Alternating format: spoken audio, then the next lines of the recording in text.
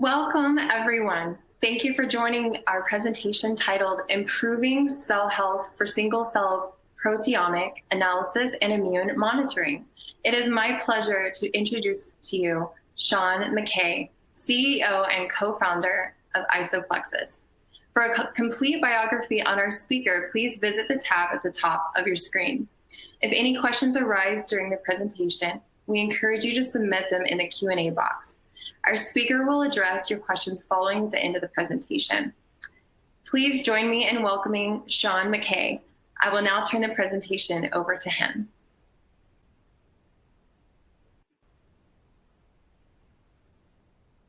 Hey, thanks very much for that introduction. My name is Sean Mackay. I'm the CEO and co-founder of IsoPlexis, and I'll be talking to you today about what we're doing in the world of single-cell proteomics and how our technology is being able to be utilized to accelerate precision immune medicine in a variety of ways. And finally, how we view the concept of cell health and why sample prep is so important for cell health. So a little bit about the company itself. We are very precision medicine focused in terms of what the application of our single-cell omics technologies provides. We're at a number of the top pharmas. We're at, we're growing in our uses at these clinical cancer, academic cancer centers throughout the United States. And we're really accelerating the ability to provide, the publications that folks rely upon in our field to then, build the next layer of their precision immune medicine research. We have about 90 systems in the field since we launched in Q3 of 2018. It's a system that's about a 28-inch footprint and generates these single cell readouts. In terms of what we're doing, in terms of what gaps we're specifically filling, we're of course well aware of the ability to do both high resolution single cell RNA-seq, moving from the massive shift in discovery from the bulk to the single cells, as well as using highly multiplex flow cytometry for surface markers. But what we really focus on is assessing and detecting the functional output or the functional signaling pathways of each of these cells. And so you're looking at a picture on the right side of our screen. What we're able to do, and this ends up helping us access a sort of a different aspect of the single cell market than the traditional single cell sequencing technologies. What we're able to do is to assess the range of functional proteins per single cell across around 1,000 cells per sample. For example, we have one chip family called the single cell secretome, which allows us to look at 30 plus cytokines per individual immune cell. And that helps us landscape a variety of types of immune cells in the human body or in mouse preclinical studies. We also have these intracellular signaling chips, which allow us to interrogate the signal inside of the cell, which we are able to understand which proteins interact with which proteins in a quantitative fashion. And the big leap that this has allowed is being able to move from platforms looking at a few proteins per single cell, primarily being blocked within the cell, to be able to do many proteins of the functional nature per cell. Again, the secretome or the intracellular signaling proteome. And the application is we've seen in many data sets that the ability to capture, let's call it the cells that secrete multiple cytokines per cell and those cells themselves have been the superpowered cells in a given subset that have then helped predict responses in a variety of immune medicine contexts. We've also seen that the cells that are highly active, rare cell subsets, let's say tumor cells that have highly active signaling profiles, those have been effectively the supervillain cells, which help drive resistance and metastases, all the bad things we want to try to sort of treat and avoid with targeted therapies. So we've come a long way, and you're looking at a variety of these publications on the left side of the screen, but a lot of them have to do with generating an understanding of how we utilize the immune cells to be able to target more durable immune therapies, both with late-stage discovery and also preclinical and clinical immune medicine, again, using biomarker discovery tools, or being able to look at targeted therapies and repopulate signaling networks that are missed in the bulk or with the RNA, focusing on protein-to-protein interactions per cell that, when reconstituted, can understand how things are metastasizing. And again, like this is a perfect example, resolving adaptive signaling dynamics and providing an alternative to genomic profiling that can recapitulate sources and pathways of, let's say, cancer resistance that can be treated. Importantly, what we've evolved to in the past few years is the wider array of installed systems throughout the world. Just in a couple of years has allowed us to come up with 50 plus predictive data sets in and around the world of cancer immunology. So assaying circulating T cells or NK cells or monocytes, in preclinical or clinical models in patients, being able to do that in infectious disease like COVID, and being able to pinpoint sources of either inflammation or durable response. And finally, doing the same thing with a variety of cell therapies going into solid tumors or blood cancers, or looking at auto and allo, and doing the same in inflammation, as well as these, as we talked about, targeted therapy areas of cancer signaling pathways.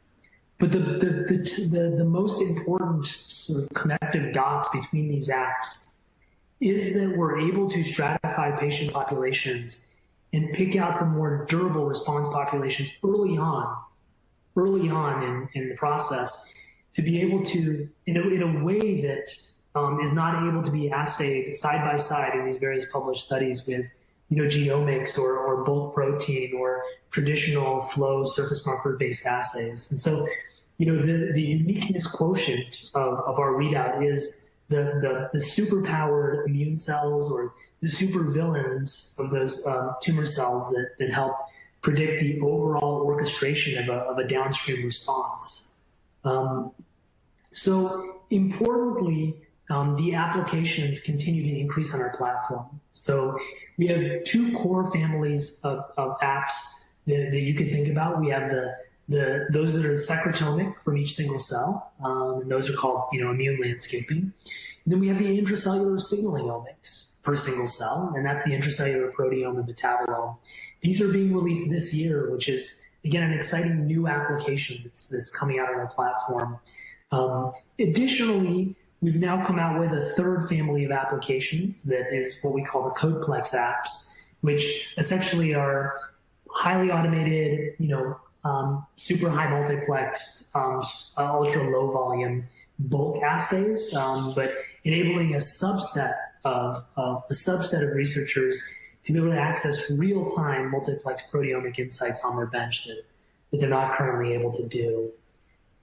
So what does this mean? So what does it mean that we're able to assay all of these highly multiplexed, protein-driven cells?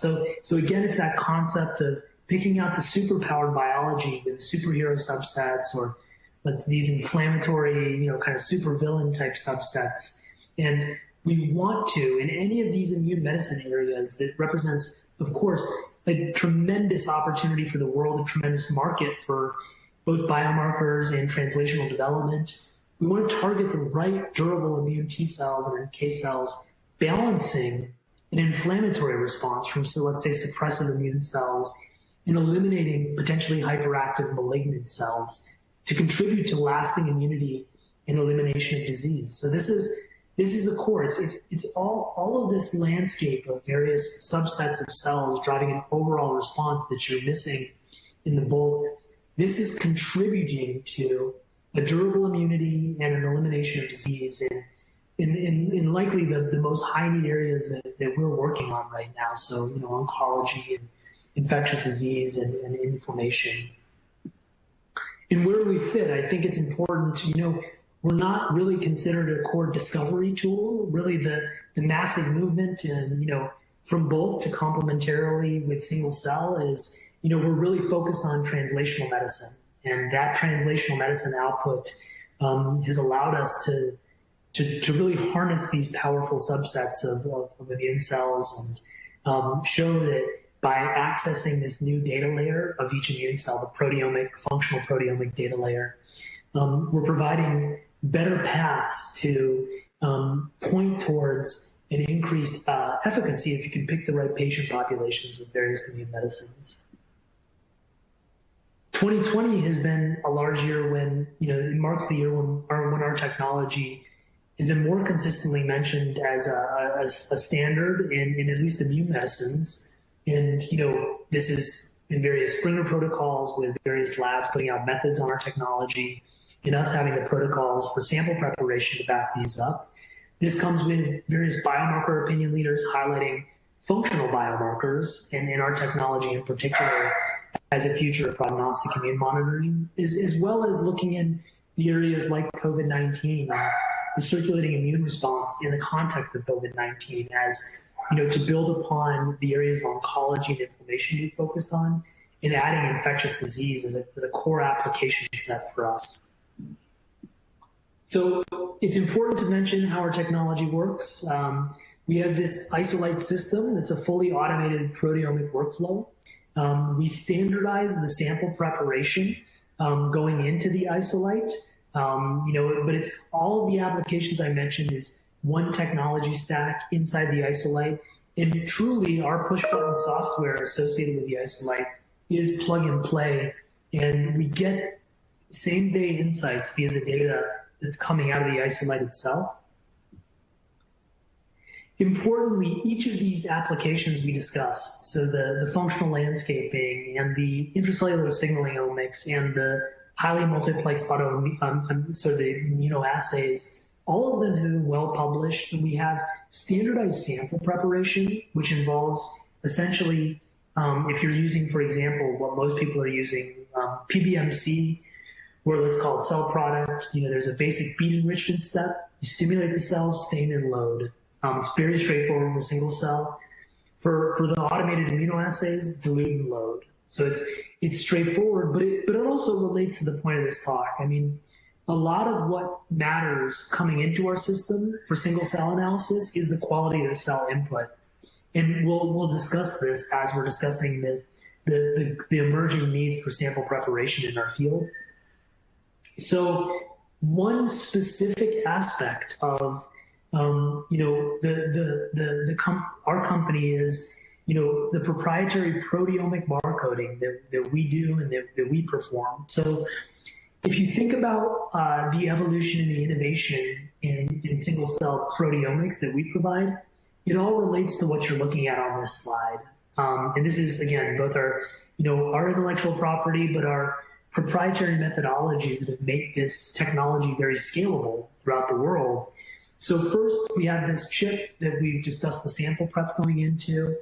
Secondly, within the chip, we have these microchambers, which after sample prep you inject, and these microchambers will see 500 to 1500 single cells in these microchambers. You do get zero cell chambers, which helps set the background. You do get multi-cell chambers, and it sort of separates itself via a Poisson distribution. But importantly, you get 500 to 1500 single cells in these chambers. And the big, innovation, the kind of the thing that sets us apart of being able to do this highly multiplex, powerful T cell and immune cell and monocyte work or these supervillain cell types is we have parallelized the ability to interrogate these sandwich ELISA-based proteomic outputs from the cell across 12,000 chambers in parallel. And when a chamber has a single cell, what we're doing is there's a cross-hatching of these antibodies that are laid down, vertically against these horizontal chambers, and that's basically moving in a consistent fashion in this encoded glass slide, which has these proteomic antibodies, which are primary sandwich ELISAs, crisscrossing each of these chambers, and each of these lanes represents one or two different antibodies. And what ends up happening is the cell secretes its proteins, The capture antibody captures the proteins, and then the flow cell is very fluidic enabled. So it enables us to just flow out all of the cells in the background, and then we basically introduce secondary sandwich ELISAs in an automated fashion on the Isolite. And those secondary sandwich ELISA antibodies are attached to a fluorophore, which then tells us in this spot, in this concentration, what this cell ended up secreting. And so what we can do is we can end up getting 30 plus cytokines per individual immune chamber. And then we recapitulate that to say, these are the subsets of cells that are most highly secreting. And the way the phosphoproteomic assay works is we're effectively lysing the cell. And that lysed cell then basically releases its phosphoproteins, and we capture those. And the same process happens where we say, these are the proteins that have been activated in the coordinated signaling network in that cell. So that is our core of how we gather the individualized cellular data. The Isolite itself is an exciting system because it takes basically three elements. It takes optics, which are connected deeply to the software itself. It takes fluidics, which automate all these ELISA procedures within the chip itself. And then we have software that's deeply connected with the hardware. And what that ends up doing is we take all of the traditional multiplex ELISA workflows and we combine those all in our system so that you essentially have a flow cell. You pick up the ELISA readout that's all driven by the fluidics. You then have the optics, which picks up the sensitive signal at a picogram per milliliter concentration that goes from 2 to 5 to 2 to 5,000. And then you have software that's deeply integrated with the hardware, and it picks out that readout such that, and this is what the software looks like, it's really push button, right? And you're pushing buttons to sort of isolate various sample differentiators, functional differences, and then statistical differences. And it's actually really simple once you use the software itself to see how we're differentiating these patient populations by looking at the broad-based cytokine readout or the broad-based phosphoproteomic readout, and then clicking through to actually pinpoint the biological drivers that then differentiate various samples and gathering insight that same day. It's very critical to realize that that we are enabling simple transfer of the data from the Isolite down to the readout itself, where you're gathering insights. Importantly, the Isolite is a benchtop instrument. It's a 28-inch footprint right here, 24-inch forward. It's a benchtop instrument where you're installing 8 chips per run, and then you're gathering this data going directly into the software itself. And again, you can access our website to get the virtual demonstration of how the system works. You can also access our website to get a short demonstration of our powerful software itself. So finally, the question comes up as, what chips are we using itself? And what we're looking at is we're generating a readout in which we're gathering multiplex cytokine information, whether it's the adaptive immune cells or it's the innate immune cells, where it's, again, looking a little bit differently, but at the inflammation driven by immune cells, looking at all these different immune cell types right here for applications arranging around the worlds of immune medicine.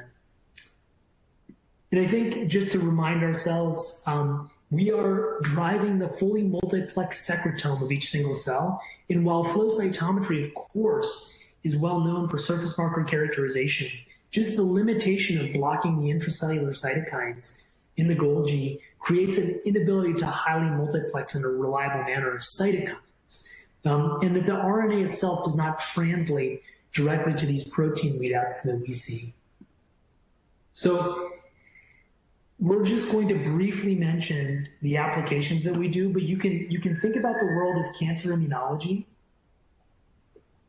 and see that we're enabling preclinical choice cells via these unique differentiators of highly active single-cell immune subsets with a variety of therapeutic types in a variety of solid tumor or blood cancer areas. We're also enabling early clinical biomarkers, again, with a variety of well-known trials in checkpoint inhibitors or combination checkpoints or vaccines, addressing a number of tumor areas with these various cell types. So let's just look at a couple of tissue-oriented analyses that we've done. This one is looking at TILs, and the core takeaway is these patients, when you are analyzing the patients themselves, histological metrics or serum proteomic metrics were unable to differentiate the patient populations in a statistical significant fashion. This means they were unable to differentiate responders and non-responders. Now, when you're looking at the response of, and this is just looking at TILs or looking at a variety of the multiplex bulk cytokines or looking at all the multiplex bulk cytokines together. But if you look at the TILs themselves, you assay that multiplex secreted protein from each TIL, you're able to see that the responders create this high degree of what we call polyfunctional strength, which is multiplying the percentage of single cells that secrete multiple cytokines times the intensity of those cytokines. And the non-responders do not have these multifunctional TILs or TILs that secrete multiple cytokines per cell. So the superpowered subsets of T cells do differentiate the patient populations. And it's a very interesting mechanistic readout. And it starts telling us learnings about what can correlate to response as well, because this is a huge need in the checkpoint inhibitor space for understanding better immune biomarkers.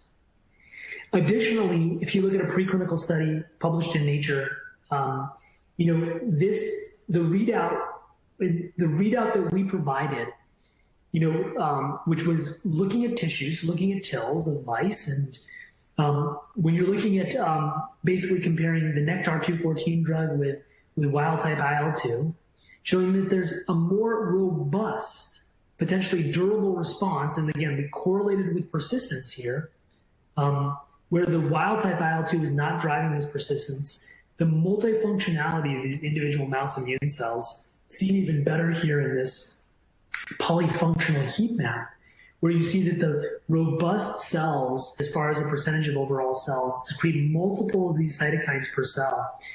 Really, they don't exist. They exist more in the far more in the Nectar-214 than the sort of wild-type IL-2 when combined with adoptive cell transfer versus melanoma, a solid tumor. This was, again, quoted in Genome Web, the definitive readout, this model system for this program. Versus a lot of the surface marker phenotyping and the gene expression assays that were done. So it's a functional assay that we've created that helps derive some of these differences that are critical to correlating with things like persistence. Now, what's important here and what we're going to close with is just the idea that, if you can automate tissue disaggregation, that's really important for the cell health of the analysis that we're going into. And it's really important for a number of single cell omics applications. But if you look at tissue sample, what comes out of patients or of mice, one of the core problems is just cell health after this disaggregation step. And it's required, we have to get to quality sample input for single cell analysis, because we're actually getting readouts from each single cell. And that's what we do. So just as an example of what you can do with this tissue disaggregation. So if it's more automated, rather than sort of using a scissor-based method, what we saw is that, through manual methods, you get to, a reasonable upregulation of these multiple functional cells, but the cell health actually goes up at the single cell level. You get a higher percentage of these multifunctional cells, 2, 3, 4, 5 cytokines per cell, when you use more automated tissue disaggregation methods. And that increase of cell health by improving the sample prep is just an incredibly important next step for our industry. And so, it's an area that we're excited about, and it's areas that we're excited to continue to collaborate about. And that's how we view the field needs a more productive ecosystem to enable us to generate the sample prep required, the data analytics required around our system and various single-cell omics applications, and then the connectivity to basically translational medicine and reverse translational medicine, to using that information to drive more targeted therapies and better, more durable immune medicines as we move forward. So thank you very much for your time, and I'll now open up for questions.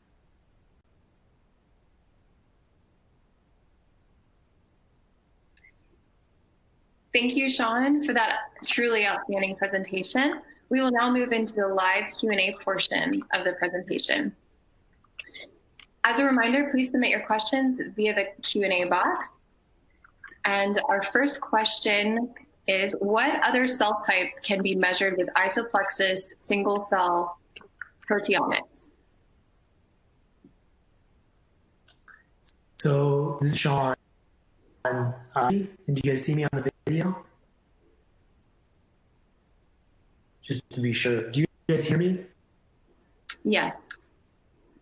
Perfect. So really we focused a lot on T-cell application in this video, in this presentation, but we're looking at a range of cell types. We have the single cell proteome applications we have, including natural cells, monocytes, and really sort of innate and adaptive subtypes.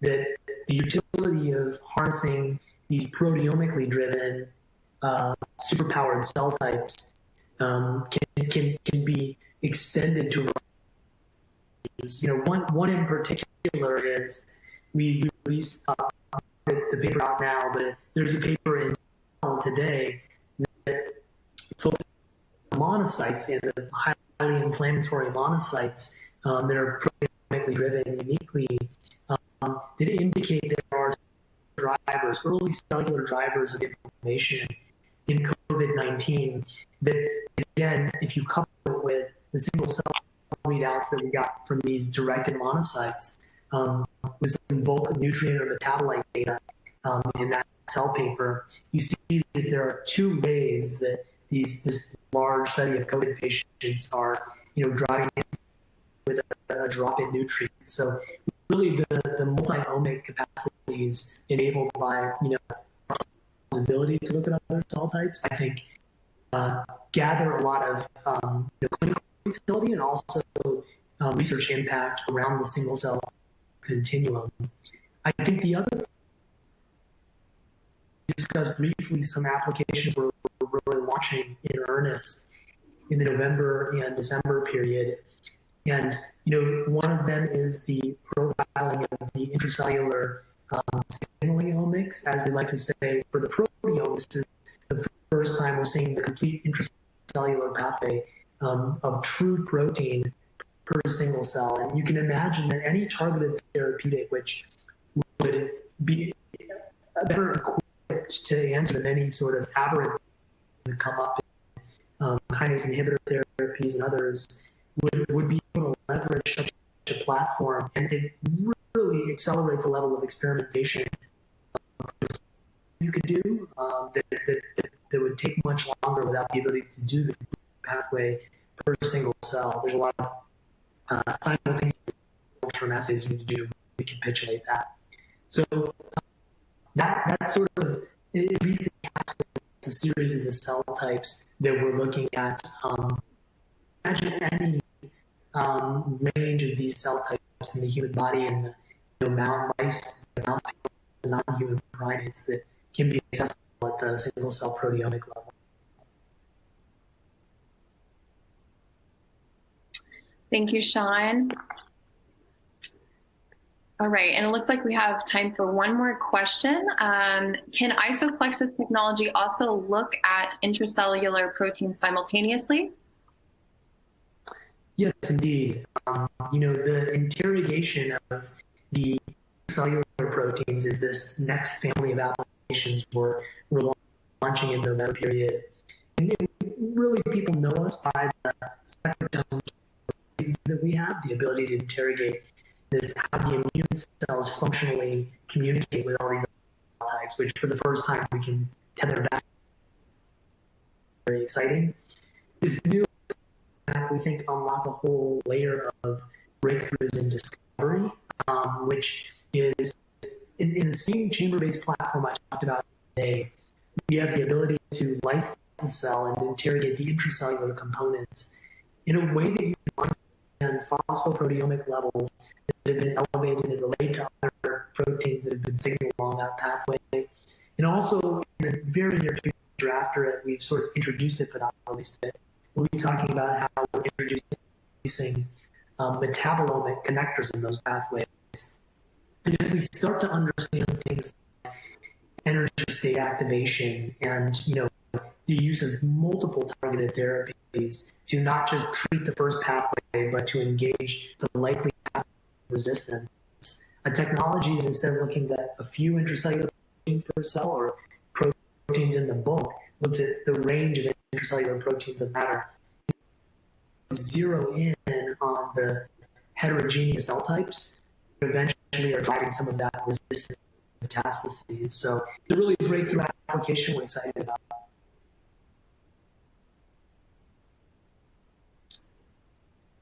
Thank you so much, Sean. And it looks like we have a little bit more time here.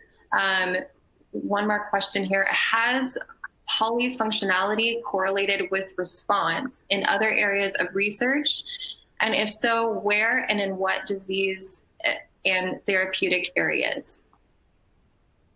Sure. So we look at two cell types, two cell states. There's, broadly speaking, the effector cell types on the immune side, or let's call them the good actors or the superheroes in a given cell subsetting of states that drives, complete response and durable response correlates. We've shown a lot of work now in the allogeneic natural killer cell. We have a publication in Cell Stem Cell, which shows that in allogeneic and natural killer cell therapeutics that, there's correlates from the polyfunctionality scores to longer-term persistence in various in vivo. So that's an interesting one.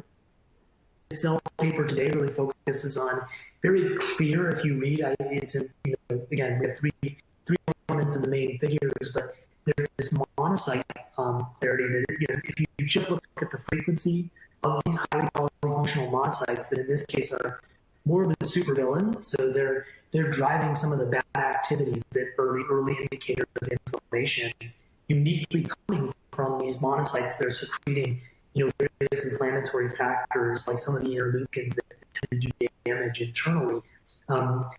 You do see that polyfunctionality scores on the negative side do correlate with inflammation as well. So and that's in COVID-19, in one of the largest COVID-19 patient studies that is, cellular and multi-omic in nature, coming from the Providence Health Seattle Consortium with Institute for Systems Biology and Merck.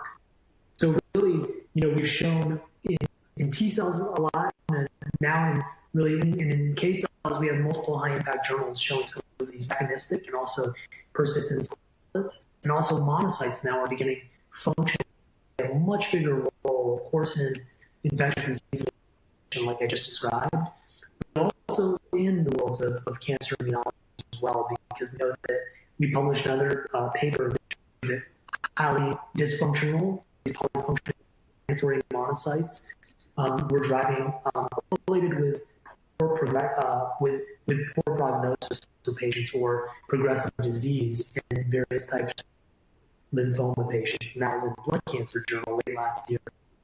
Really showing the breadth of this highly polyfunctional readout and the importance across cell types.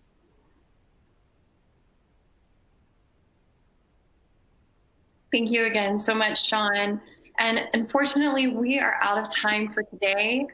Don't worry, any questions that were submitted and not answered today by our speaker will be addressed via email. And thank you again, Sean, and to the audience for your participation. This presentation will be available for on-demand viewing for 12 months. And please remember to share it with colleagues who might be interested in today's topic. And also don't miss out on other presentations on our agenda, and visit the agenda tab in the auditorium for a full listing. Thank you again for your participation, and until next time.